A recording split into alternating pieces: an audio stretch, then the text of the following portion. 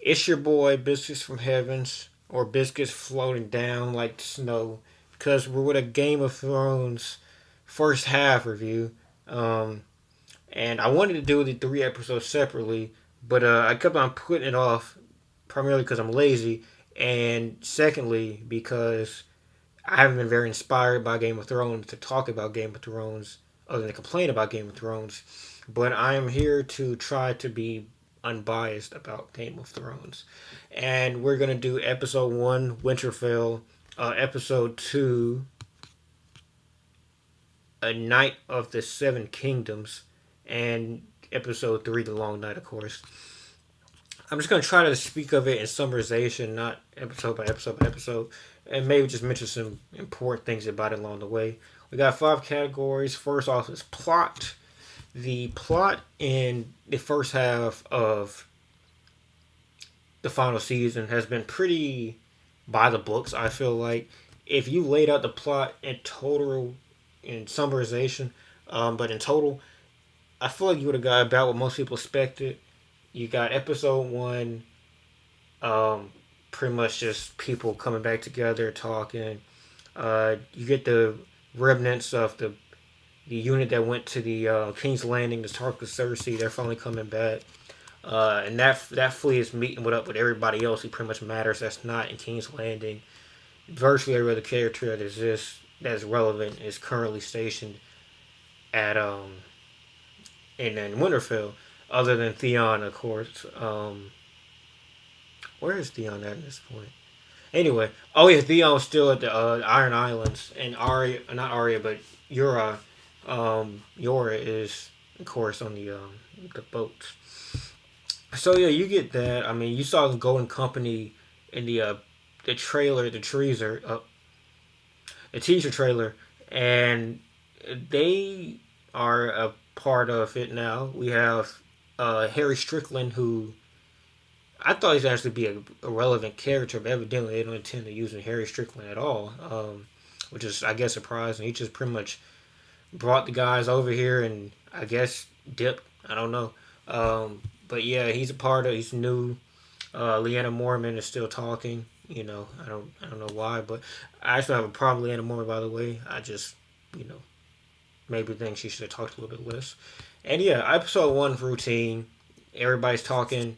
Bran and Samuel are like, "Hey, uh, we kind of got to tell John about this." I think Sam was. I don't think Sam wanted to tell John, but I think he was a little bit more bolster to break Daenerys down a little bit once he found out about that human shitbag Daenerys Targaryen killing off his entire family. And yeah, so I guess the end of that episode, you pretty much get Jamie arriving in Winterfell, and we get the big brand meme. If I was gonna, rate the plot of episode one, um, and I guess and its execution as well, probably like a 6 out of 10. When I first watched it, I thought it was like a 7, maybe 7.5. My highlights were the Sansa and Danny debate when they were in the I don't know what it is, the lunch hall where they're talking to the Umber kid, RIP. And another big highlight was the hmm, that's a tough episode. When Bran talked to John in episode one, right? I believe so. Let me see. John Bran. Okay, Bran. Let's just see Bran. Yeah, Bran, John. When they talk, that's pretty interesting. The Arya John reunion. I think everybody wanted that. That was nice. And yeah, yeah, that was the Lord Umber part. That was crazy. Like when I heard that scream, that was wild. But yeah, well, moving on to episode two. Try to hurry up a little bit. Uh, A Night of the Seven Kingdoms. Now I think this was far better execution of virtually the same plot, the same device. The episode one served reunions and progression, character progression. I thought it was a lot better. You had a little bit more wholesome conversation. Um, the one problem with episode one, a lot of people talked to was how I guess honeymoon esque John and Danny were, and this is a little bit more raw, not cut. I guess the we're about to die part of the show starts setting in a little bit, and I think like prime Game of Thrones, like even with the odds being against them, they still feel like normal people. They don't feel like they're just all like froze up and congested, I guess. And the plot in this episode was basically we're doing the preparations. Let's move us the foundation a little bit further. And yeah, I mean, pretty much just a bunch of talking. Nothing important really happens on the King's Landing side, on the Winterfell side. But yeah, I don't think anything happened on the King's Landing side. I don't think they're even mentioned in this whole thing. Uh, we get more brand moments. That was nice. I'm really interested in the brand Tyrion conversation. I don't know what came of that. Nobody does, but we know that at least that Tyrion, or at least this is a second half spoiler. But we kind of know that Tyrion seems to know that Jon isn't the son, like the true Stark. We don't know that Bran told him that because Sansa eventually would tell him. Spoiler alert: Sansa would eventually tell him, and he seemed surprised. I believe. I mean, I was supposed to be surprised, and yeah. Um, how is this episode where Jamie meeting Tyrion again? Uh, I guess the moment where Jamie's on trial, trial in quotations, and you get a little bit more of the Dany Sansa unraveling. Pretty much any moment where you get Dany and Sansa unraveling is always a good one. And what else do we got here? Arya smashing Gendry, that was nice. Arya at the side boob, it's gonna be a peak. Podrick singing. Podrick, he's a comedy, not comedy relief, but a tension reliever. Always, but I mean the dude's just great. Tormund was great. Um, Lyanna Mormont, Jorah, I think that's a moment everybody wanted to see, and I'm glad we got something out of that. And yeah, am I forgetting anything? Doesn't look like it. Doesn't look like it. Does not look like. Okay, so oh yeah, we did not get Melisandre. Okay, so season three. Season three, the big one, the huge one. Uh, I don't. I really don't know how to how to start or begin with this one. So here we go. We get the longest night, the long night. I'm not even touching the plot. I mean, you know the plot.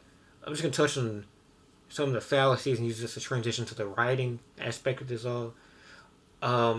One, I don't understand the military stratagems that goes on here. A guy on Twitter said that the way their army began setting up in episode 2 didn't make sense.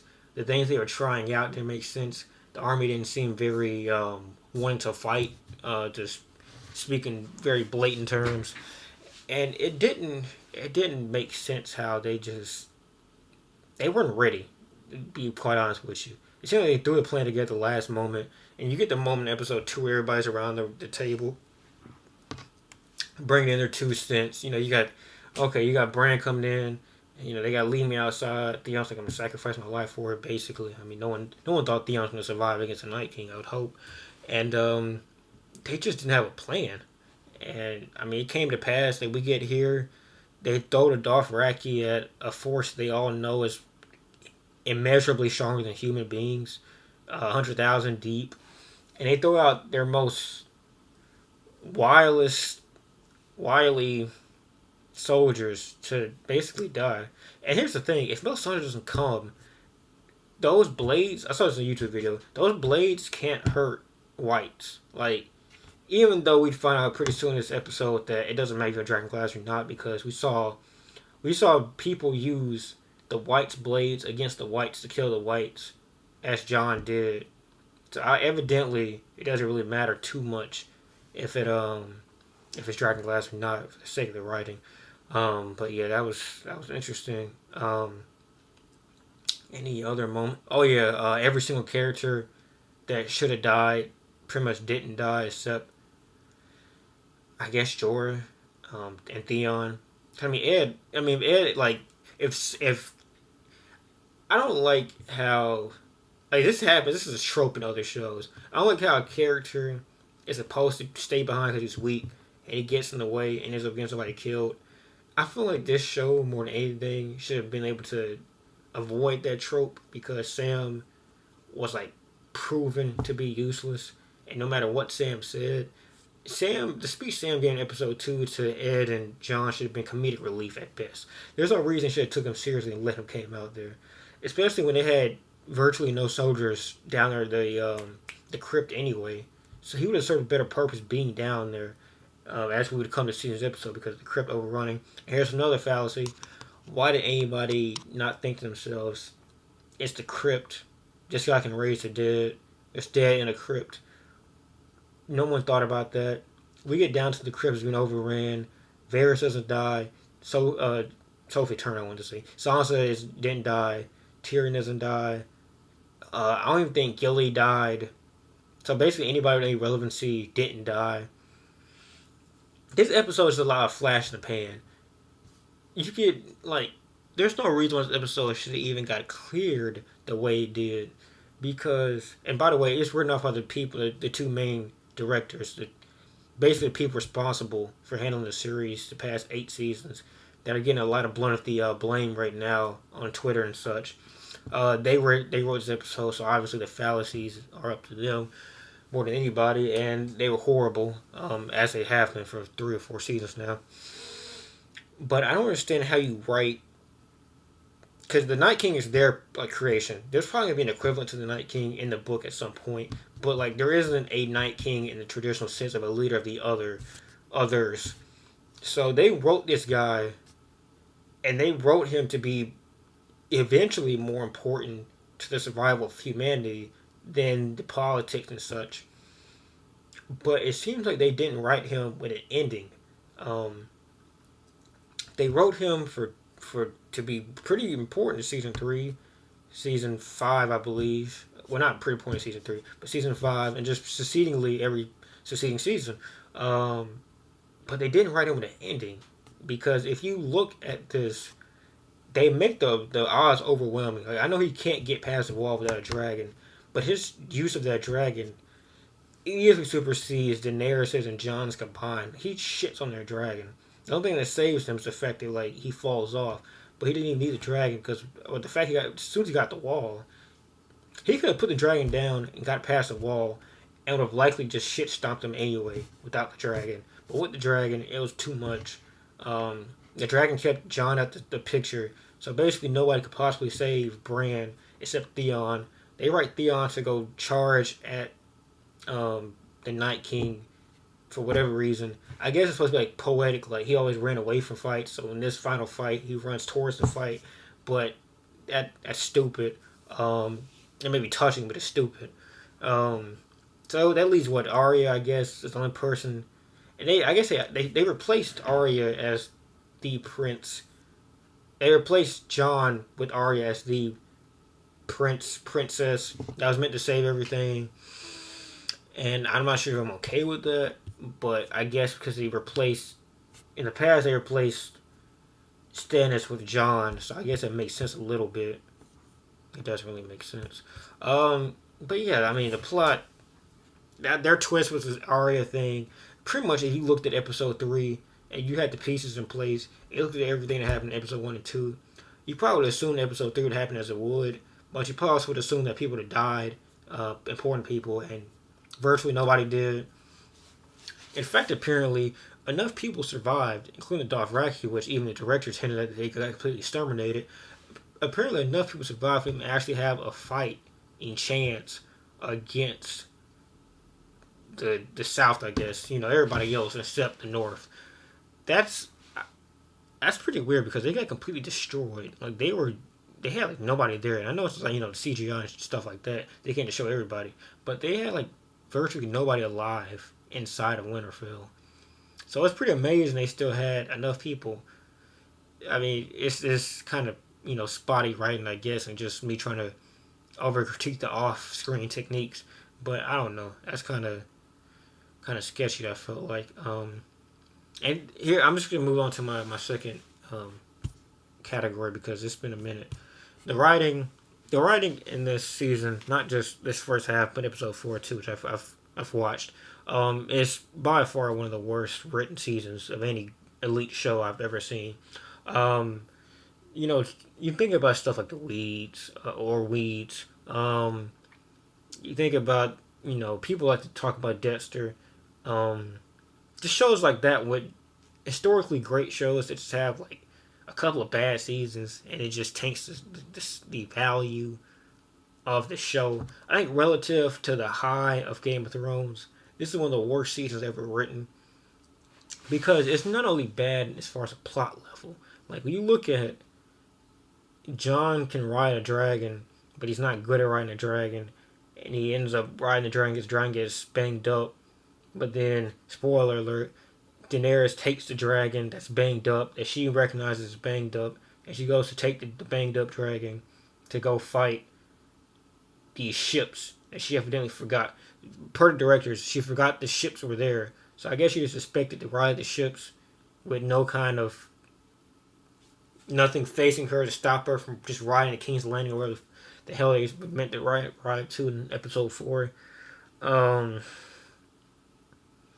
yeah, the writing, man, it's bad because I actually like all of the episodes on first watch. Like I think I gave Winterfell a 7 out of 10. I gave A Night of Seven Kingdoms an 8 out of 10. I think I gave Long Night like an 8.5 or 9 out of 10 off of first watch because the cool moments were so cool. But as with all shows, the second you start crashing down for a little bit of scrutiny, it's gonna break down a little bit. You're gonna break down some of the good moments, the great moments, and make them to good moments. A good moment turn them to bad moments. Um, but it's about what makes a show great is how it holds up against scrutiny. You look at, I would even say season 5 a lot of people hate or think is logically a bit weird with Breaking Bad. 1 through 5 of Breaking Bad, you can scratch it down under scrutiny, and it's still one of the greatest shows of all time, if not the greatest. I don't think with this show, it should be that easy to pick apart the moments that don't make sense. Like when you have, and I thought they would explain in season 4, which I guess they don't intend to. I've given the writers too much credit and too much expectations. Arya is a faceless man, right? So she has the power to, she has the training already to just sneak around. And she also has the magic power to switch faces. I thought what they should have done was have her show the ability to switch into a White Walker. And then when it comes time to do everything, she's able to switch into a White Walker. But she didn't. Because I don't believe she has the power to switch into a White Walker.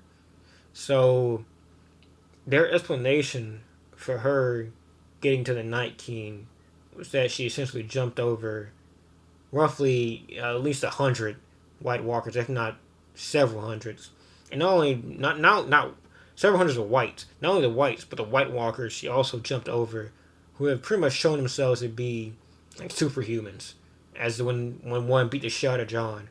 Um, so yeah, she just jumped past him, and yeah, I don't know how it's even possible. Like, how did none of them hear her coming? I don't care if John couldn't hear her. John is comparable to a White Walker. They're stronger than. Anyway, I'm going off of a tangent now. If I gave the plot a 6 out of 10, I'd probably give the writing like a 3 out of 10, maybe 2 out of 10. It's bad, man. I know people that don't even understand, like don't even watch other shows, that don't follow TV at all, really. They have just like massacred this season with like plot holes, and it's pretty easy too, because I mean you can pick out just about any moment and be like, okay, why is this? Why does Sansa hate Daenerys so much? And it's not even like a I want to save the family type of thing anymore. It's like she legit doesn't want Daenerys even serving on the throne at this point. At one point, it was like she doesn't want her having anything to do with the North. She doesn't even want Daenerys there anymore. Daenerys, Tyrion is retarded. I'm sorry, I don't mean to say that in an offensive way. Tyrion is stupid as like he legit has no IQ as far as military strategic stratagem. Again, he doesn't know anything. He has no expertise about it anymore. His plan in the Battle of the Blackwater was actually like pretty smart. Like he could talk to Tywin about his strategy, and Tywin, even though he brushed him off, I mean you can compare it to some Tywin strategies as well that we at least know of. That was a pretty smart strategy. Tyrion's strategy to help Daenerys, maintain her power while not sacrificing it to be a good master, ruler, whatever, has been horrible. She's lost almost all of her army. She's lost all of her ships. She's lost two of the dragons. Spoiler alert: she lost two of the dragons. Um, he has been if it was said that he was an outward traitor, which I don't believe he is. I just think he's ridiculously obsessed with keeping Cersei alive, which I don't know why, but they've written out the cutting edge of his character. He's just a pleb now. Yeah, the writing is horrible. Let's move on. Acting, I will say the acting's been fantastic. Uh, I think Sansa has improved marginally. I thought she was the worst actor out of the main cast. Between her and Emilia Clarke, I think she's improved. I think Emilia Clarke has shown a little bit more of the fire that made her likable in the earlier seasons. Season 5 in particular, you'll see more of that in episode 4 if you've watched that. And I like where Emilia Clarke is doing right now. Her moments with John has been pretty good. Uh, Kit Harington has been fantastic. Um, I think a lot of the problem people might have with Kit Harington is more of a Jon Snow being written a certain way, and he has been written pretty insolent at times. But I think with everything with everybody else as well, he's done a great job of moving past the poor ass writing to put it together good cast, good cast of moments. Uh, Sandor Clegane has been fantastic. The Hound, Arya's been good. Arya's been great, I would say. You know, she's ready to be a badass, right? But like now she's being written as like pretty much like a one note kind of badass. Like there's not she's just edgy all the time. There's not really any heart to her too often.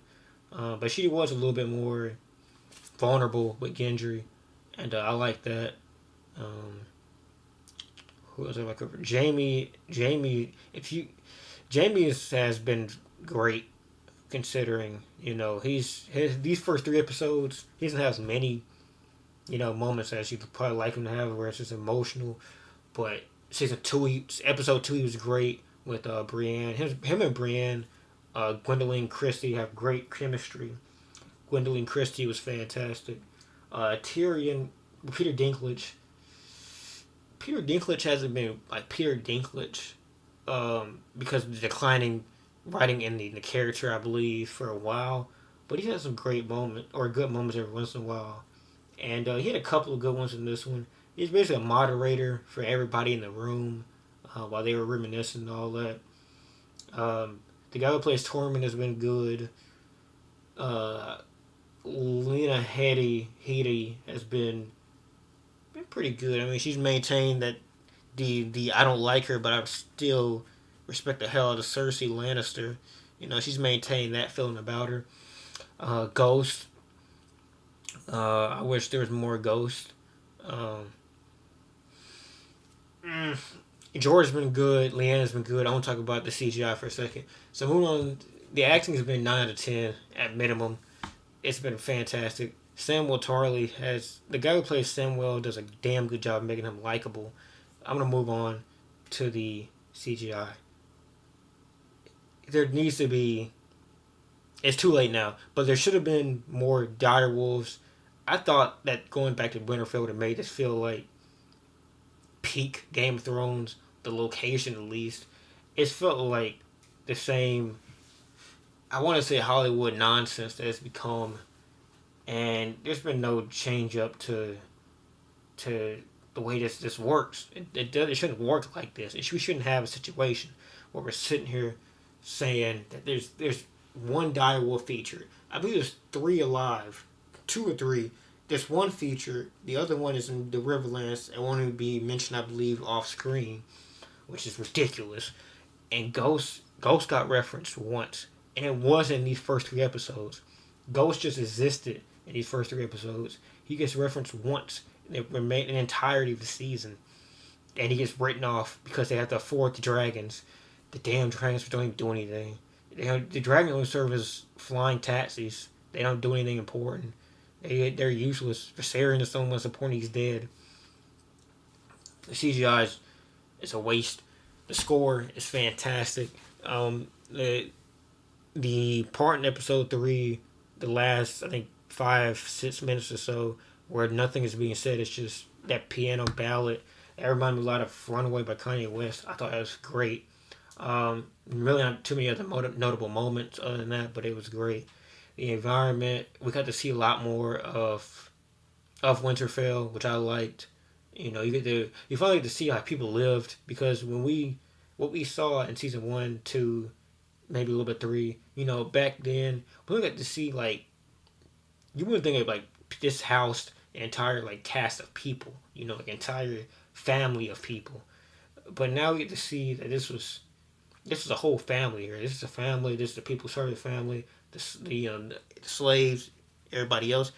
We get to see how Winterfell was a real town, a real, city, I guess. Well, what would be a city back then, I suppose. And that felt good. And they do a lot of good cinematography things with it. The cinematography, like, everything is good except the writing and the plot. Everything else is pretty, well, CGI too a little bit, but everything else is written pretty well. Character relationships, you know, I think this falls under writing a little bit, because a lot of character relationships get frayed or altered. They don't have any reason to be. Like, I think Tyrion and Cersei should be at a dead end of not liking each other, and they're written for Tyrion to have some kind of, like, deep emotional connections for Cersei that supersedes, like, neutrality. Like, almost traitor, like, to be honest with you. Daenerys goes back to hating Tyrion, and we'll find for good reason. Then she ends up going back to like him because of Jorah. Jorah and Dany are pretty much the same level.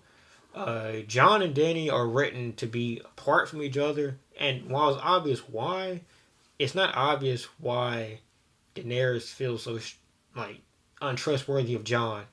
And I don't think she hates Jon, or, like, she doesn't think that he would serve her. I just think that she sees a lot into Sansa being able to influence him.